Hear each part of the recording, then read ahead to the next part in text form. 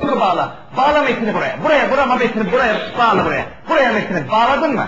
Bağladın mı? Ha. Metinci nerede bu şimdi? Matrix'te. Metinci. Metin. Ne işin var senin Matrix'e gidiyorsun? Ne Matrix'i nereden çıktı şimdi Matrix? İyi ki sana bugün hafta Matrix sonunu yapacağım dedim. Ne işin var Matrix'te senin? Uzak yerlerden kimsenin gitmediği. Bilemediği yerdeyiz.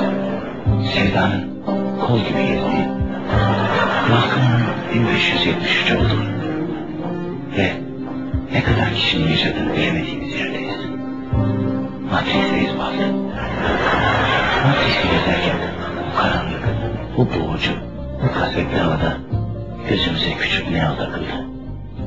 Neo, annesi, babası, 8 kız kardeşi ve dedesiyle beraber yalnızlığa yaşıyormuş. Şimdi birazcık küçük Neo'nun hikayesini dinleyelim. Evet, Neo, okula gidiyor musun bari? Evet.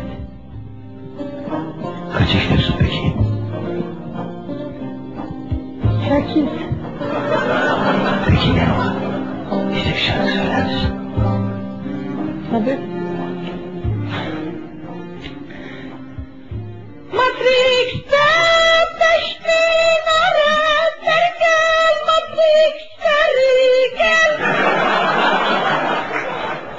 Ormandan kestik çamı Matrix.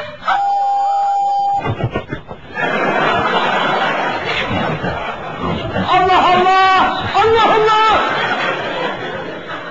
Al bunu buradan! Al bunu buradan Hamdi! Gördüğüm şeyleri al!